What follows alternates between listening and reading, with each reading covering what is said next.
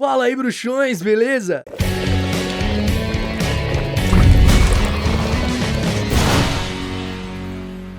Tá chegando agora aqui no Caldeirão Furado, então ó, deixa de ser trouxa e se inscreva aqui no canal, se inscreva pra você ficar por dentro de tudo e ativa as notificações pra receber os episódios assim que eles são lançados. Saiba que você pode se tornar um membro aqui da Armada do Caldeirão, fazer parte do clube de canais e ter acesso a benefícios exclusivos, como selos que vão ao lado do seu nome e diferencia você de quem não é membro. Também tem emojis pra usar nos chats e nos comentários dos vídeos que só quem é membro tem e acesso a uma ou outra novidade que eu vou colocando aqui só para os membros. Você também pode contribuir com as produções aqui do canal através do botão valeu, assim o seu comentário fica em destaque entre os outros em algum vídeo. Recados dados, vamos pro episódio de hoje que tá muito legal. A professora Trelawney é uma personagem que faz a maioria das pessoas pensarem por que ela é professora, por que ela tem esse cargo, já que ela é alguém que claramente é charlatã, que fica inventando toda hora um monte de coisas, um monte de previsões de morte, de perigo que não acontecem. De fato, sem tirar o mérito da professora Trelawney, ela fez profecias realmente válidas, realmente verdadeiras, mas essas duas que foram envolvendo Voldemort foram feitas de forma inconsciente, ela nem sabia que estava fazendo. Isso é um ponto genial nos livros de Harry Potter, porque ao mesmo tempo que nós somos condicionados a não levar as previsões da Trelawney a sério, várias das coisas que ela falam são dicas e referências sobre algumas coisas dentro da história de Harry Potter. Então, no episódio de hoje, a gente vai conferir algumas previsões da Trelawney que acabaram se tornando realidade nos livros de Harry Potter. Mas lembrando, essas previsões não são de fato previsões da Trelawney, não são, tipo assim, não é o dom dela de prever. Eram coisas que ela ia falando, jogando solta ali com a mania dela de fazer previsões de desastres e catástrofes e coisas relacionadas à morte e tragédia que acabaram culminando aí em dicas da história. Por exemplo, lá em Harry Potter e o Prisioneiro de Azkaban, a Minerva fica muito brava com a Trelawney porque, né,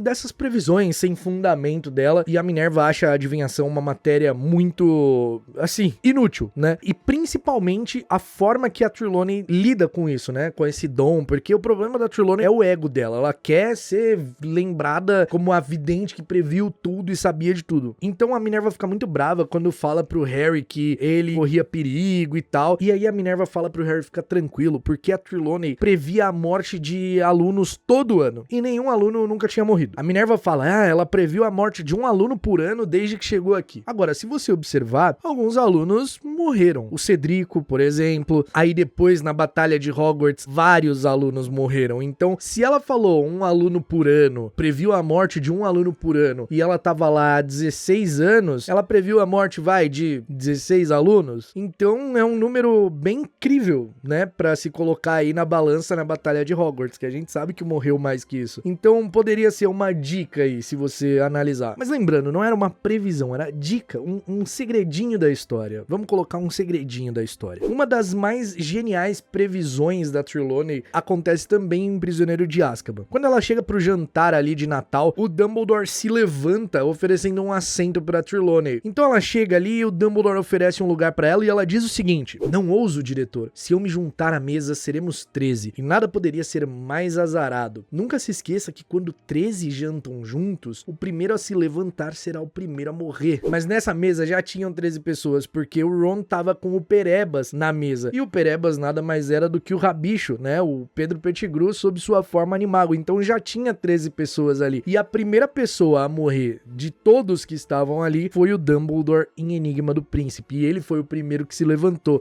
pra oferecer o lugar a Trelawney. E não para por aí, porque outros personagens que se levantaram primeiro na história também acabaram morrendo, e tinha 13 pessoas no jantar. Por exemplo, Sirius Black em Ordem da Fênix, quando estão todos eles lá na mesa, na reunião, ele é o primeiro a se levantar, ele foi o primeiro a morrer. O Moody também na Batalha do Sete Potter, tinha 13, ele foi o primeiro a se retirar, ele foi o primeiro a morrer. E o Lupin, quando eles chegam na toca, ele se levanta dizendo que ia procurar o corpo do Olho Tonto Moody, ele também foi o primeiro a morrer depois dali. Então é muito genial o fato da gente ser condicionado a não acreditar na Trelawney e essas, entre muitas aspas, lembrando, previsões dela realmente acontecer. Uma outra dica que acontece ali da Trelawney é em Enigma do Príncipe. Ela vive tentando alertar o Dumbledore sobre um perigo iminente que vai pairar sobre Hogwarts, e aí tem uma parte que o Harry tá meio passando andando assim, ele acha que ele tá indo pegar a capa de invisibilidade dele pra ir acompanhar o Dumbledore na caverna, e aí a Trelawney tá lendo um baralho assim, tirando cartas, ela fica 2 de espadas, conflito, 7 de espadas, um mau presságio, 10 de espadas, violência, valete de espadas, um jovem moreno que não leva a sério a consulente, que não gosta da consulente. Para pra pensar com calma nisso, ela tira 2 de espadas, conflito. A gente pode colocar isso no Draco, tendo um conflito interno nele mesmo ali, cumprir a missão do Voldemort,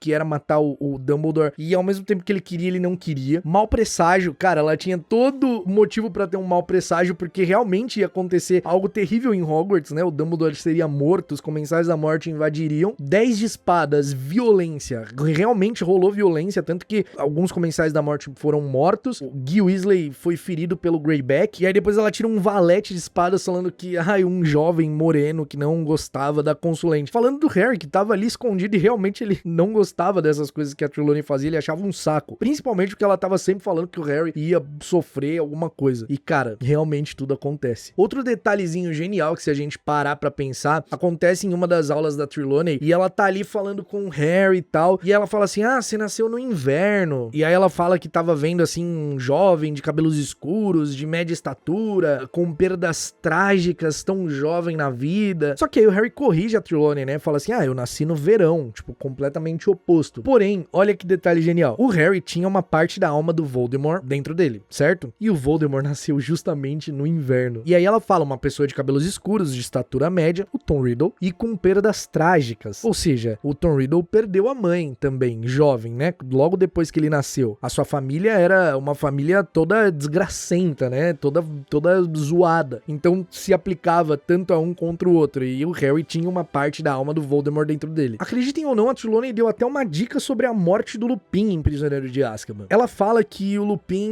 não ficaria muito tempo com eles e tal. E aí, lendo o livro, você pensa assim, beleza, quando você chega na parte da demissão do Lupin, você fala, realmente, ele não ia ficar muito tempo. Mas o cargo era amaldiçoado. Todo mundo sabia que os professores não duravam mais de um ano. Eles poderiam não saber sobre a maldição do cargo, mas eles observavam. Então, você pensaria, a Trelawney tá só chutando aí que, toda vez troca de professor, ele vai trocar também. E se a gente for mais a fundo e analisar isso como uma dica de que o Lupin não ia ficar muito tempo entre eles, porque logo depois ali de Prisioneiro de Azkaban, 5 anos depois dali, ele morre. Quem sabe isso era uma dica também. E por último, mas não menos importante, em Prisioneiro de Azkaban mesmo ali, que é a primeira vez que a Trelawney aparece, né, e tal, ela fala em uma aula que um dos envolvidos ali, um dos presentes ali, iria deixar pra sempre o ambiente ali, o convívio, enfim. E óbvio que ela faz um dramalhão em cima e tal. E, cara, realmente a Hermione, de saco cheio daquela aula, simplesmente saiu e nunca mais voltou. Tipo, não era uma previsão de, nossa, vai nos deixar pra sempre. Você já pensa, do jeito que a Trelawney é exagerada, é alguém que vai morrer. Mas não, no caso era aí uma dica da Hermione vazando. E, cara, é genial. Harry Potter tem várias dessas dicas, não só com a Trelawney, mas o fato da Trelawney ser uma personagem construída pra fazer a gente não levar ela a sério, torna isso muito mais genial. E aí, você já tinha reparado nesses detalhes? Tem mais algum da Trelawney que você se lembra? Então comenta aqui embaixo. Eu já fiz um episódio completo sobre a maldição dos 13, sobre essa previsão da Trelawney, da mesa ali, né, de quando 13 sentam juntos e o primeiro levanta. Um vídeo completo só sobre isso e só sobre o número 13 relacionado a coisas ruins no universo de Harry Potter. E também já fiz um vídeo desmentindo as previsões da Trelawney há um tempo atrás, né, falando que, tipo assim, essas coisas ela realmente não previa. E esse vídeo aqui praticamente só confirma isso, ela não tava prevendo nada, mas são dicas que a autora colocou através da personagem. Se você gostou, não esquece de curtir, comentar, compartilhar esse episódio, porque ajuda demais a gente aqui. E a gente se vê num próximo episódio do Caldeirão Furado. Até lá,